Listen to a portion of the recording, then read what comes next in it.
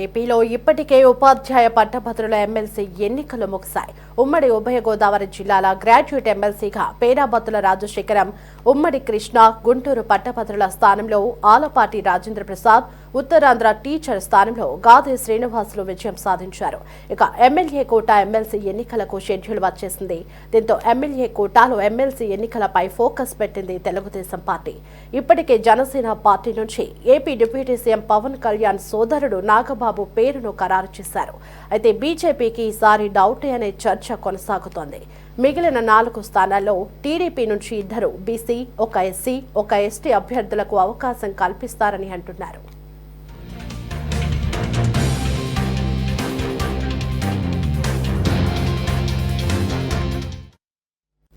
అయితే మొన్నటి ఎన్నికల్లో టీడీపీ పోటీ చేయని స్థానాల్లో ఉన్న బీసీ నేతలపై పార్టీ అధిష్టానం దృష్టి సారించినట్లుగా చెబుతున్నారు. ఇప్పటికే టీడీపీ అధినేత ముఖ్యమంత్రి నారా చంద్రబాబు నాయుడు, మంత్రి నారా లోకేష్ ను ఆశావహులు కలిశారు. మరోవైపు ఇప్పటికే వైఎస్ఆర్ కాంగ్రెస్ పార్టీకి గుడ్ బై చెప్పి కొందరు నేతలు తెలుగుదేశం పార్టీలో చేరారు.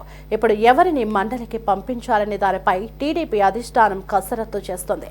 మొత్తంగా ఈ నెల 8వ తేదీన అధికారికంగా టీడీపీ నుంచి అభ్యర్థుల ప్రకటన వచ్చే అవకాశం ఉందని పార్టీ వర్గాలు అంటున్నాయి.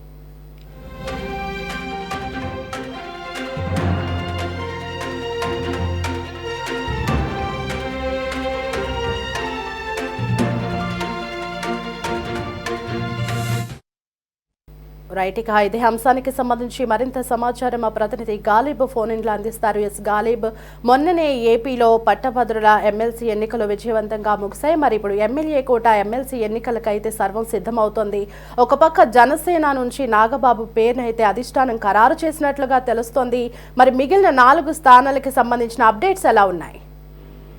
ఆంధ్రప్రదేశ్ రాష్ట్రంలోని ఖాళీ అయిన 5 ఎమ్మెల్యే కోట ఎమ్మెల్సీ ఎన్నికలకు సంబంధించి కూటమి పార్టీలో కసరత్తు కొనసాగుతుంది. అయితే జనసేన పార్టీ నుంచి నాగబాబు పేరును ఇప్పటికే జనసేన అధినేత పవన్ కళ్యాణ్ ప్రకటించారు. ఈ రోజు ఆ ఎమ్మెల్సీ అభ్యర్థిగా నామినేషన్ పత్రాలకు సంబంధించి అన్ని కూడా ఈ రోజు జనసేన పార్టీ సిద్ధం చేసింది. రేపు నాగబాబు ఎమ్మెల్సీ అభ్యర్థిగా జనసేన పార్టీ నుంచి నామినేషన్ వేయబోతున్నారు.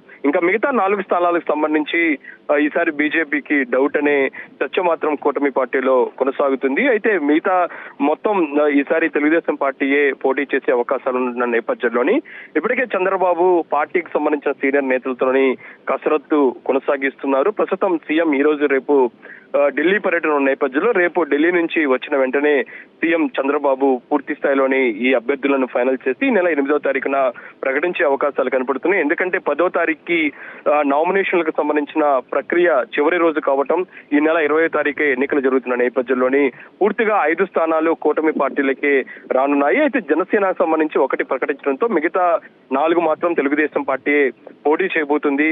అయితే ఇందులోని సామాజిక కోణాల అంశాలను పరిగణలోకి తీసుకొని తెలుగుదేశం పార్టీ అభ్యర్థులను ఫైనల్ చేసే అవకాశాలు కనపడుతున్నాయి. ఆశావాహులు మాత్రం చాలా మంది ఇప్పటికే చంద్రబాబు అట్లాగే లోకేష్ చుట్టూ తిరుగుతూనే ఉన్నారు. ప్రధానంగా చూసినట్టయితే గత ఎన్నికల్లోని చాలా మంది తమ సీట్లు కోల్పోవటం, త్యాగాలు చేయటం, అప్పట్లోని పరిస్థితులకు అనుగుణంగా వాళ్ళందరికీ కూడా టీడీపీ అధిష్టానం ఎమ్మెల్సీగా ఈసారి ఇస్తామంటూ కూడా హామీ ఇచ్చిన నేపథ్యంలో వాళ్ళందరూ కూడా ఇప్పుడు అధిష్టానం చుట్టూ తిరుగుతూ ఉన్నారు. ప్రధానంగా బీసీ, ఎస్సీ లకు ప్రాధాన్యత కల్పించే దిశగా కూడా ఈ 4 సీట్లు ఫైనల్ చేసే అవకాశాలు కనబడుతున్నాయి.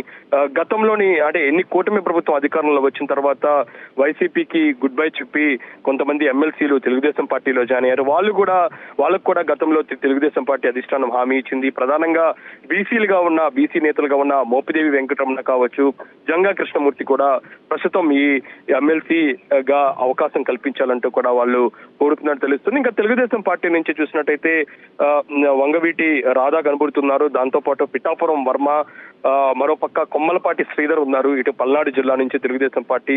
ఇంకా దాంతో పాటు చూసినట్టయితే మనకి బీద వరప్రసాద్, దాంతో పాటు మిగతా చూసినట్టయితే జవహర్ కావచ్చు, చాలా మంది పేర్లు మాత్రం స్పష్టంగా కనబడుతున్నాయి. ఇటు రాయలసీమ నుంచి ప్రధానంగా అనంతపురం జిల్లా నుంచి కూడా ఒక బీసీ నేత పేరు దాదాపు ఫైనల్ అన్నట్లుగా పార్టీ వర్గాల్లో జరుగుతుంది.